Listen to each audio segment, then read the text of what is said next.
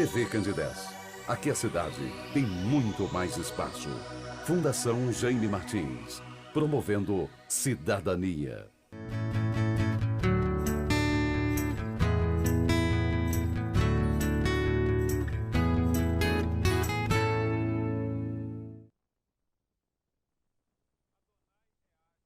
Z1. Olá, meu irmão. Olá, minha irmã. Está no ar o programa A Obra Não Pode Parar, o programa da família na televisão. Hoje nós teremos como entrevistado o vereador Marquinho Crementino. Nós vamos para um breve intervalo e já voltamos.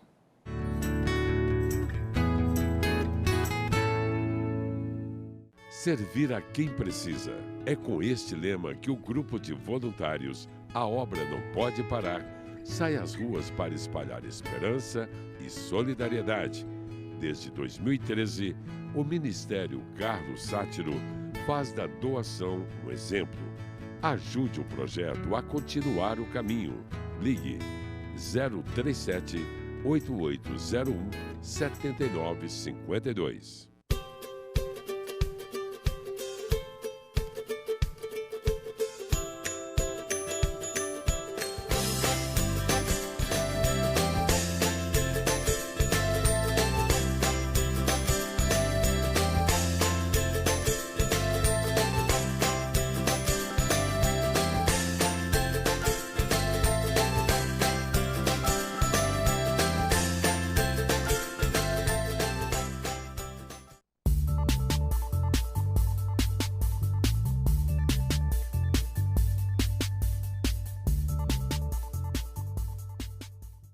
Imagine por 10 segundos, se você fosse um doente renal e precisasse de hemodiálise 3 vezes por semana, 4 horas por dia.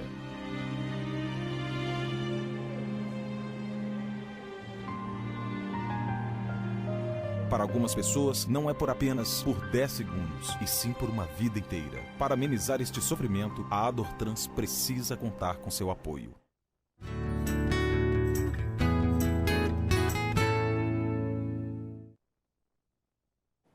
Olá, meu irmão. Olá, minha irmã. Estamos de volta com o programa A Obra Não Pode Parar. Participe conosco.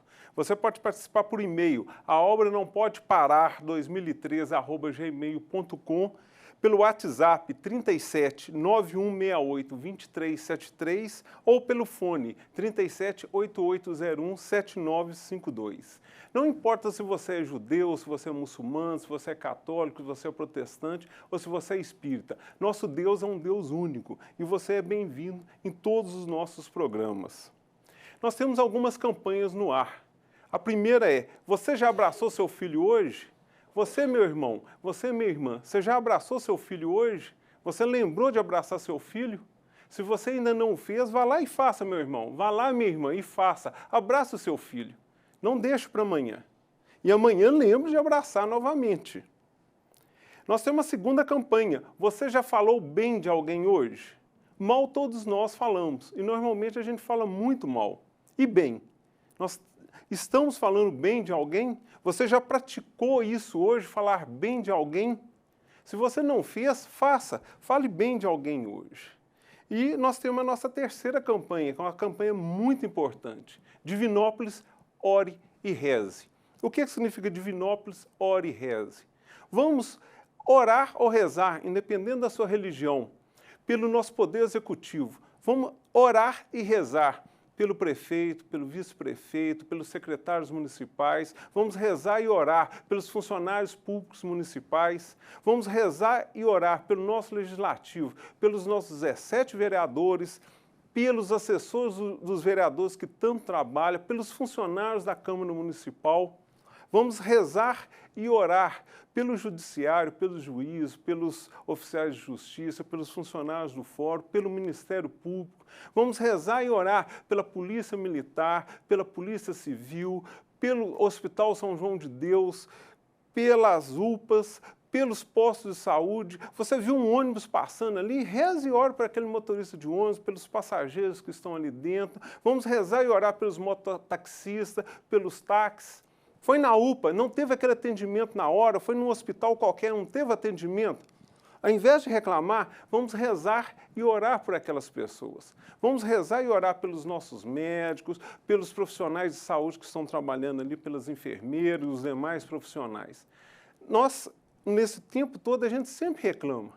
A gente sempre fala mal, a gente às vezes roga a praga. Vamos fazer o contrário, vamos rezar e orar. Falar mal, nós vimos que não resolve nada. O mundo está indo para esse caminho, é de tanta gente reclamar. Vamos fazer o contrário. Não deu certo? Reze e ore. Deu certo? Reze e ore agradecendo.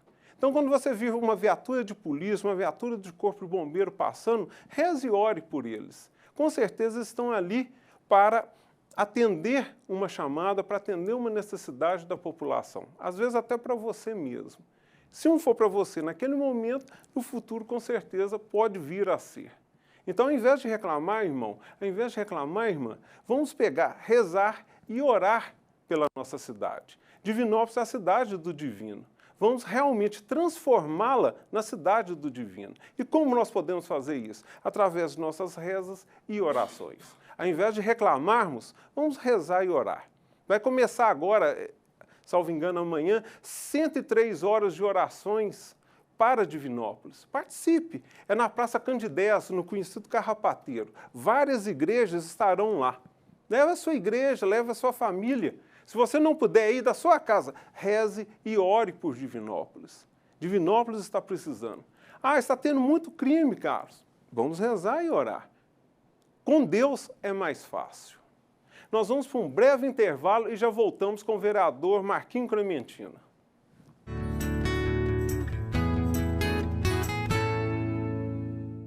Servir a quem precisa. É com este lema que o grupo de voluntários A Obra Não Pode Parar sai às ruas para espalhar esperança e solidariedade. Desde 2013, o Ministério Carlos Sátiro faz da doação um exemplo. Ajude o projeto a continuar o caminho. Ligue 037 8801 7952.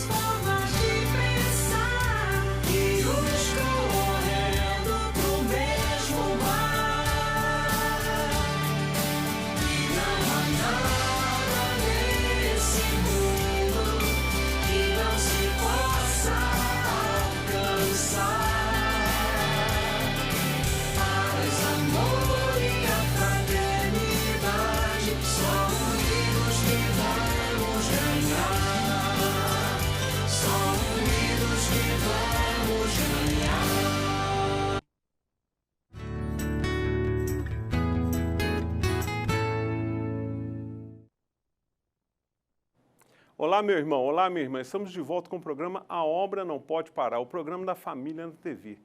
Temos hoje aqui como convidado o vereador Marquinho Clementino. Boa noite, vereador.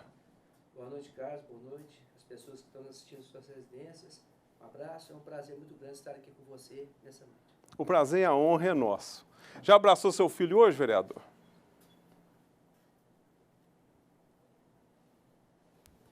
Como o microfone estava desligado, uma boa noite a você, noite. Carlos, novamente. Uma boa noite às pessoas que nos assistem em suas residências. É um prazer estar com você aqui essa noite. Respondendo a pergunta que você me fez, eu já abracei meu filho, já abracei, não só abracei, como o trouxe comigo, e ele está aqui no estúdio também acompanhando essa entrevista que eu estou lhe dando. Ele é tímido e falou que não quer aparecer, não. E o microfone puxou o pai. Ali, a culpa é do Fred. O Fred já falhou lá no outro programa, agora falhando no nosso também, vereador.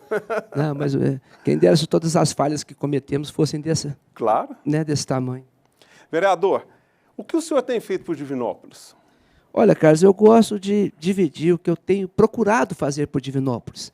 Eu falo que nem sempre a gente consegue ser totalmente eficiente nas nossas ações e nem sempre conseguimos agradar a todas as pessoas que nos procuram.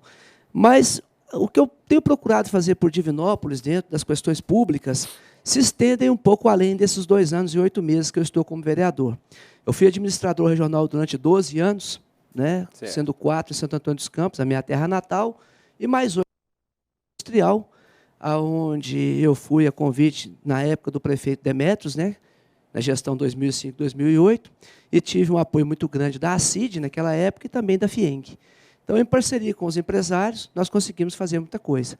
E como resultante disso, do trabalho que nós fizemos em Santo Antônio dos Campos e no Centro Industrial, aliado ao apoio que eu recebi político de diversas lideranças, entre elas, eu acho que a mais importante, o ex-vereador Antônio Paduano, né, de quem eu sou sobrinho, nós conseguimos a maior votação na última eleição. Então, eu acho que, assim, aquele momento e o que temos feito hoje, eu acho que nos deixa muito satisfeitos. Apesar de que esses últimos 8 meses, 1 ano e pouco, quando nós entramos realmente nessa crise, né, que tem sido anunciada e falada aos 4 cantos, ela tem cerceado muito o poder de ação do Executivo e, de uma forma reflexiva, acaba, né, afetando o Legislativo também. O Legislativo ele não tem a obrigação de executar obras, sim pleiteá-las, mas a partir do momento que elas não são realizadas a contento, dentro daquilo que a população espera, o desgaste é muito grande. Pra você ter uma ideia da diferença entre executivo e legislativo, como eu citei a questão de eu ter sido administrador em Santo Antônio dos Campos e no Centro Industrial, para você ter uma noção. Durante o período em que eu fui administrador regional em Santo Antônio dos Campos, nós fizemos algo em torno de 70 mil metros quadrados de calçamento, né, em parceria com os moradores. Aquilo foi uma parceria muito bacana, né? A Ermida, naquela época, precisava muito de pavimentação, principalmente na região central, ali, o acesso à Escola Veneza e outros pontos mais, o bairro Santa Cruz. Então, naquele momento, foram feitos vários quarteirões de calçamento em parceria com os moradores e mudou realmente a realidade, né, do distrito.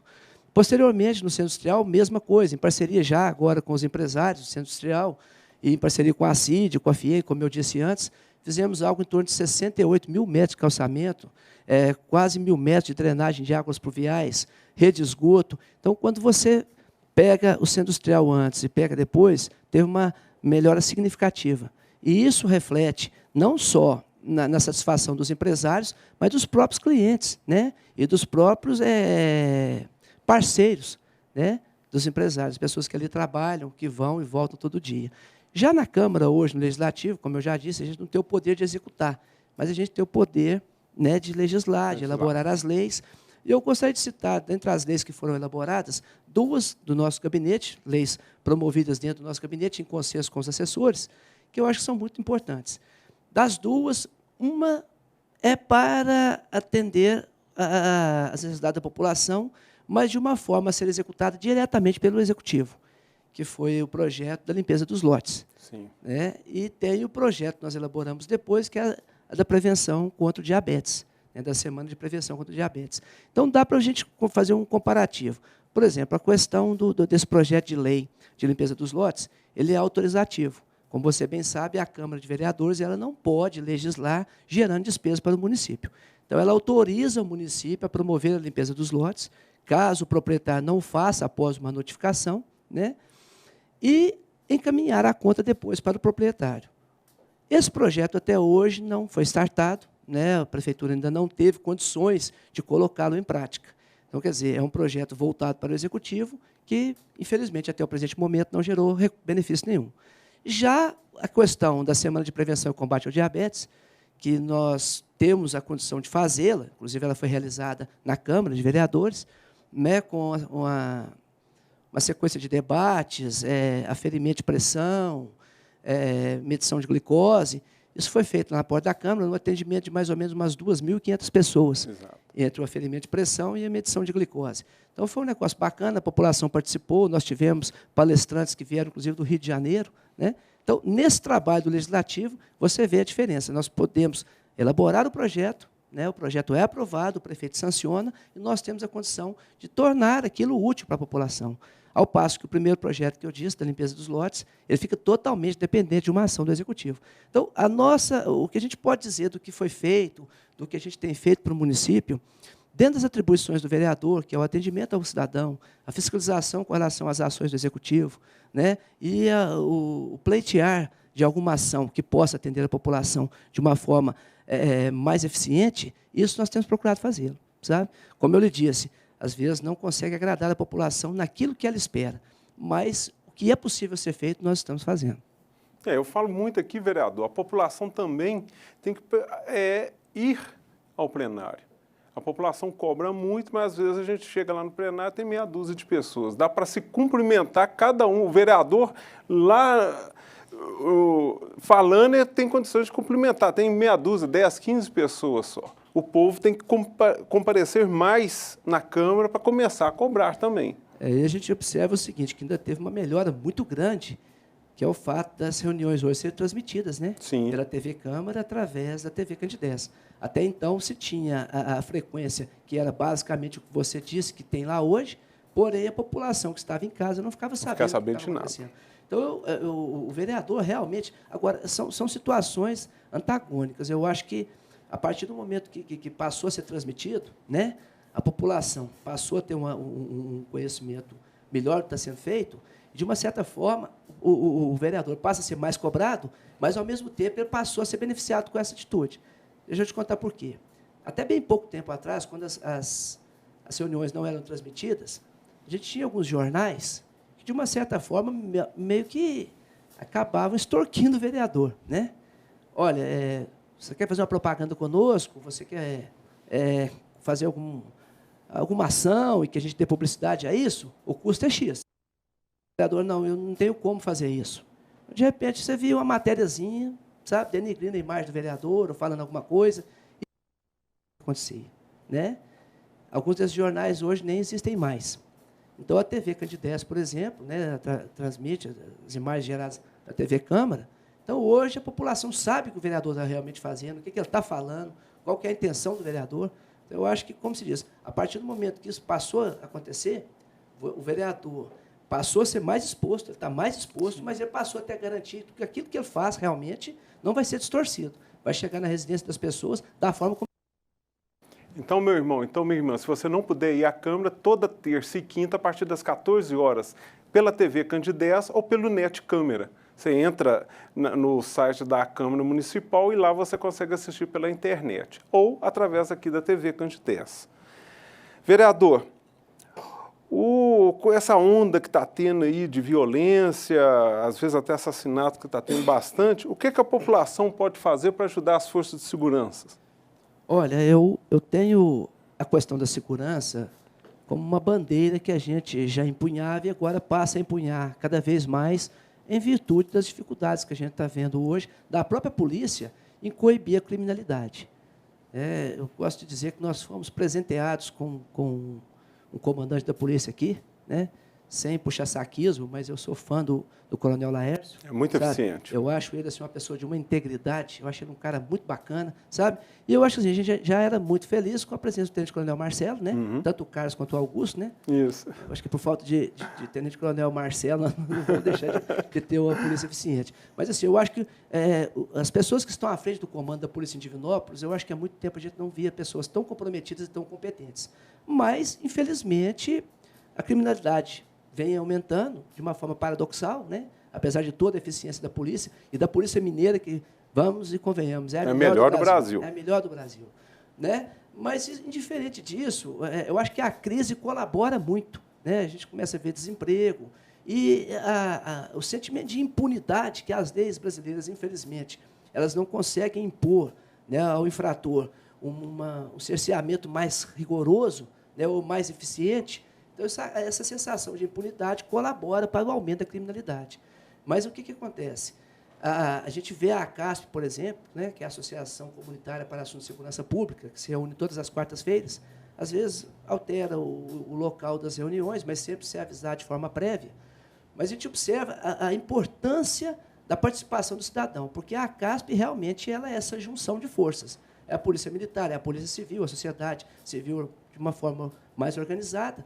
E a gente tem observado a criação, por exemplo, de a questão do rede de vizinhos protegidos, a rede de comerciantes protegidos, né? Agora também parece que propriedades rurais protegidas. Então, você tem um link entre os moradores, entre os comerciantes, entre os moradores da zona rural, que facilita, inclusive, a comunicação com a polícia e, de uma certa forma, até a ação mais eficiente da Polícia Militar. Agora, é óbvio que a parceria da população ela é muito importante.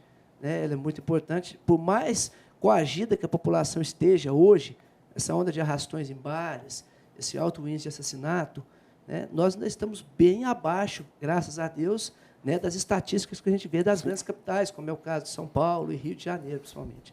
Eu acho que mais São Paulo, que ultimamente está muito violento. Né? São Paulo está muito violento. Mas é trabalhar e tentar coibir esse tipo de situação antes que ela se torne uma proporção maior do que a gente já está vendo hoje. Certo. O ano que vem é ano eleitoral, nós vamos trocar, com certeza, o prefeito, que não pode ser reeleito. E quais as dificuldades que o próximo governo municipal, independente de quem ganhar, ou seja, o governo 2017 a 2020, vai enfrentar? Nós temos um passivo que ele já vem de anos, né? Mas eu volto a dizer que esse passivo que nós temos da deficiência urbanística nas regiões mais periféricas, ela acaba que foi um mal necessário que nós tivemos em governos anteriores. Nós tivemos a aprovação de diversos bairros nas regiões periféricas, mas isso impediu o aparecimento de favelas, por exemplo. A gente falava de violência agora há pouco. Se você for analisar o incubador da violência nas grandes capitais, geralmente são, né, os conjuntos, as favelas. Isso acontece no Rio, acontece em São Paulo, e em Belo Horizonte também acontece.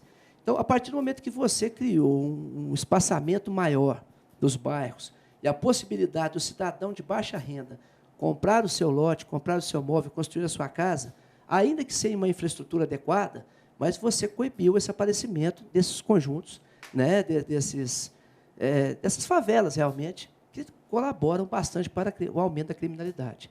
Esse é um ponto. Então, esse passivo, eu acho que os prefeitos que virão, na sequência, terão que procurar saná-los.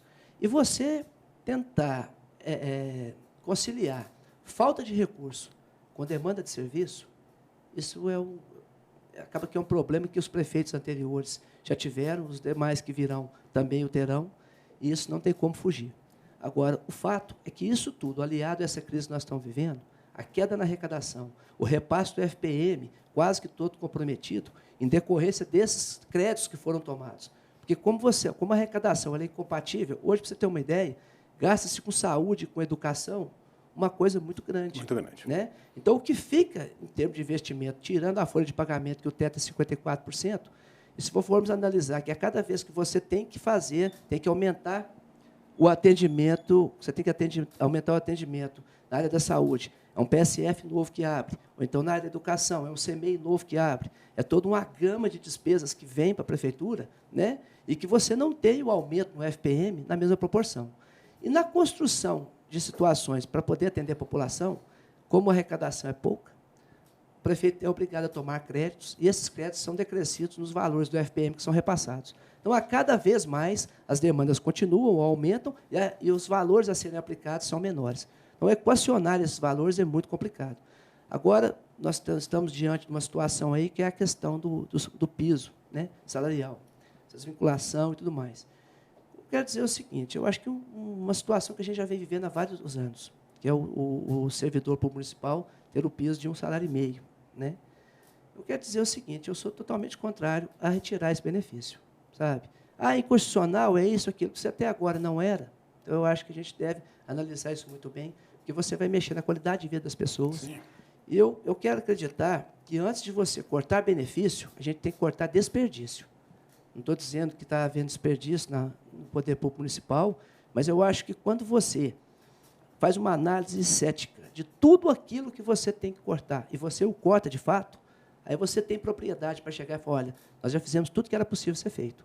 Agora nós vamos ter que ver como que a gente vai equacionar os valores que a gente tem em termos de despesa do município, para que a gente, às vezes, não conceda o benefício que o trabalhador municipal espera. mas pelo menos ele não vai ficar sem salário. Então, eu acho o seguinte, que se falar em cortar ou mudar essas questões do piso salarial do trabalhador municipal, acho que precisa primeiro cortar o desperdício, depois cortar algum tipo de benefício, ainda que haja uma inconstitucionalidade. Vereador, nosso tempo é curto. Uma última pergunta para o senhor, uma pergunta dupla. A produção ali já falou que acabou o tempo, as suas palavras finais, então. Carlos, muito obrigado. O que eu queria dizer é o seguinte, fico muito feliz de ter vindo aqui participar, acompanho, né, esse trabalho da obra Não Pode Parar, e realmente não pode, e quanto mais a crise se agrava, são mais pessoas necessitando Sim. do auxílio, né, de um ombro amigo, de uma mão amiga. Então, você que está em casa e que acompanha o programa do nosso amigo Carlos Sátio, colabore sempre que possível. É uma pessoa honesta, uma pessoa que tem um amor e tem um sentimento cristão, que é a coisa mais importante que a gente tem. Porque quem ama a Deus sobre todas as coisas, né, ama teu próximo como a ti mesmo. Exatamente. Né? Um abraço a vocês, um bom final de semana, um bom feriado, e sempre que possível que você me convidar, estarei aqui. Com certeza chamaremos de novo. Olá, meu irmão, minha irmã, o tempo está acabando. Se você precisar de alguma doação, se você precisar de alguma oração, se você precisar de qualquer coisa, a obra Não Pode Parar estará à disposição pelos meios que nós sempre anunciamos aqui. Um abraço fraternal para todos os irmãos e irmãs que assistiram. E semana que vem será o vereador Raimundo Nonato. Que o Eterno proteja e guarde vocês e suas famílias.